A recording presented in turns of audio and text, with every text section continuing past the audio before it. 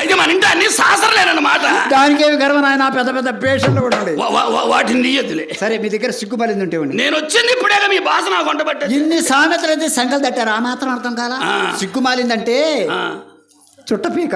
ఏంది నువ్వు చుట్టనే కాలుస్తా. పెద్దగారు ఒకటి అమ్మాయి అంటే బాధపడ. అయినా మానుకోరాదు. చూడు ఆ చూడ ముచ్చడైన పెదాల పైన ఆ మచ్చలు ఏమిటి? ఎక్కడో తాను రాని చోట మాకు ఒక మచ్చ ఉంటేనే మీరు నొచ్చుకున్నారే.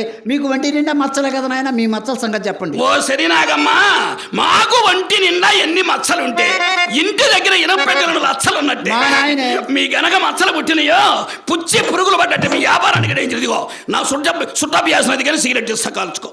సిగరెట్ గిగరెట్ నాకు ఎందుకు బాబు? గిడితే 4 పట్లు పట్టు, గిట్టకపోతే నలపకుండా నాది నాకు ఇచ్చేయి.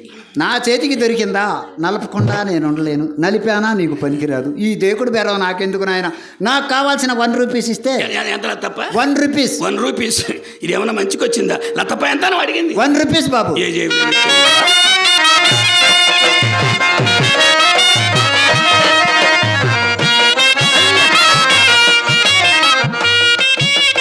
అదేంటి బాబు నా సంచి పిస్తున్నారు? ఐఆమ్ సారీ లతప్ప, ఇప్పుడు దా పిసికింది నీ సంచా. నా జేబు అనుకున్నాను.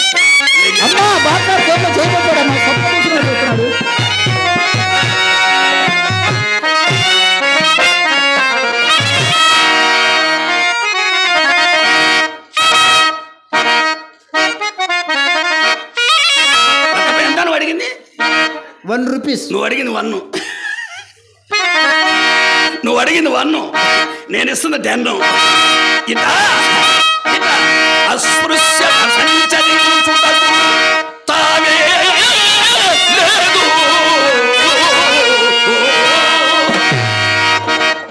ముంగరాలు ఏమి లాగింది? లాభం 2, 3, 4. అమ్ము, ఈ ముండ దగ్గర చాలా విద్యలు ఉన్నాయి. అమ్మా, బాబు గారిని చిల్ల డబ్బులు అడిగితే 10 రూపాయలు చెక్కు చేతులు పెట్టాడే. అయినా బాబు గారు చెయ్యి బంగారం చెయ్యమ్మా. తప్ప దాన ధర్మాలు చేసే చెయ్యి పచ్చవాతం వచ్చి పడిపోయినా అటయానికి అట్ట లెగుస్తూనే ఉంటది. అమ్మా, వాడిచ్చిన 10 రూపాయల నోటు చెల్లదే. 2 పక్కల 2 కటింగులు చేసి ఉంచాడే. అయినా పర్వాలేదులమ్మా, నేను గుడ్డిదాన్ని అనుకొని ఇచ్చుంటాడేమో. ఈ 10 రూపాయల నోటు నా దగ్గర ఉంది. 500 రూపాయల నోటు 6 ముక్కలైంది. 2 ఇళ్ల కొట్లోనే మారుస్తా, సరిపోద్ది. ఒక వ్యాపారంలో ఎన్ని దండగల బాబు గారు. పంచాయతీ బోర్డు పంప 16 సంవత్సరాలు పెంచి అమ్మాయిని మొగోడు మొహం వెరపుగా మీ చేతుల్లో పెడుతున్నా. అమ్మాయి మన్మథ మొలక రాయ. అమ్మాయి మన్మథ మొలకే. అమ్మ మార్కాపురం పలక. అబ్బాయే మొడుమై గిలక. ఈ గిలకల పిలకలు తూ దిష్టి పిలిపించు అమ్మాయిని. రామ్మా రావే బాబు గారు. మడిసిన